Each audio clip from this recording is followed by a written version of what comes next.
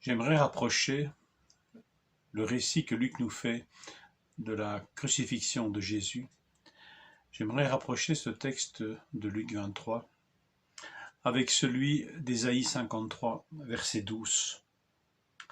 Ce verset d'Ésaïe 53 nous dit ceci.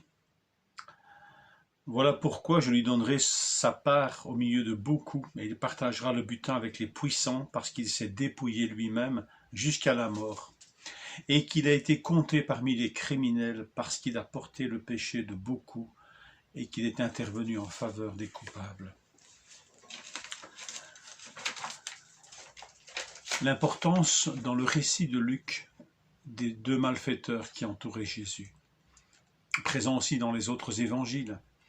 Et nous connaissons bien sûr la particularité de Luc et le récit de ce malfaiteur que l'on a appelé finalement le bon larron, celui qui s'est repenti. Mais l'importance de cette présence des malfaiteurs, il a été compté parmi les criminels.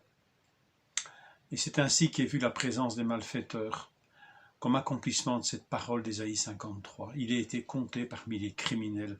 Lorsqu'ils furent arrivés à l'endroit appelé le crâne, ils le crucifièrent, ainsi que deux malfaiteurs, l'un à sa droite et l'autre à sa gauche.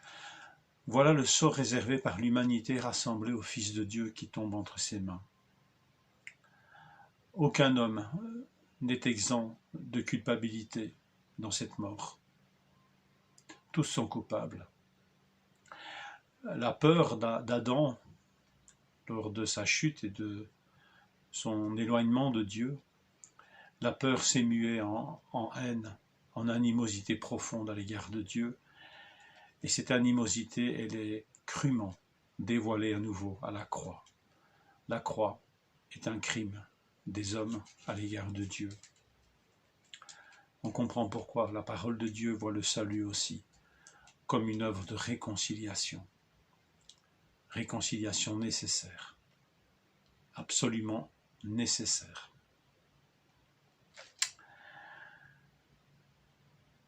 Il a porté le péché de beaucoup, nous dit Ésaïe 53.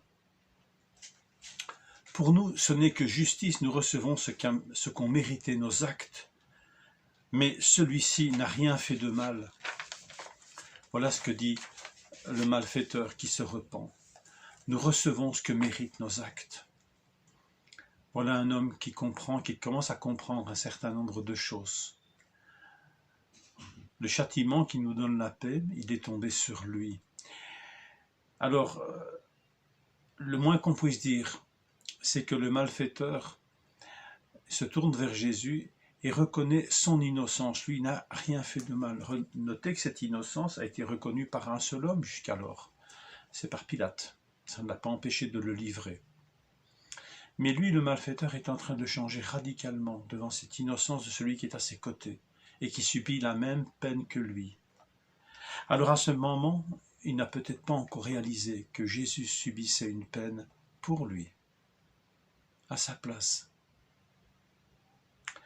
Mais déjà, il se rapproche de lui pour recevoir le salut. Il va lui dire « Souviens-toi de moi ».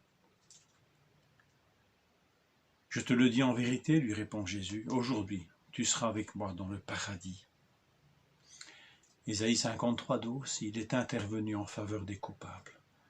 Le coupable à ses côtés, qui se reconnaît coupable comme jamais, qui reconnaît en Jésus l'innocent qui subit une peine injuste, réalise qu'il subit aussi une peine à sa place. Il est le Messie qui va revenir. Il est le roi. Je ne sais pas comment tout cela lui est révélé, mais il le dit. Souviens-toi de moi quand tu viendras. Celui qui est si proche de Jésus dans sa mort reçoit cette parole. Aujourd'hui, tu seras avec moi dans le paradis. Si nous mourrons avec Christ, nous vivrons avec lui. C'est une parole de l'évangile, de l'enseignement de l'évangile. La mort avec Jésus, la compréhension du fait qu'il est mort pour nous permet de passer de la mort à la vie et de vivre avec lui. Le jour de la mort de Jésus, un malfaiteur est passé de la mort à la vie. Et notez que pas mal de malfaiteurs autour de la croix sont restés dans les ténèbres, malfaiteurs non assumés, non reconnus, non repentants. Mais ce malfaiteur qui s'est repenti et a reçu la vie est le premier d'une longue liste qui ont reconnu leur propre existence dans ces paroles d'Ésaïe 53. Alors que le Saint-Esprit nous ouvre les yeux et que nous puissions contempler cet ultime dialogue, cette ultime prière, cette ultime réponse de Jésus avant sa mort sur la croix, qui s'est clôturée par cette incroyable parole.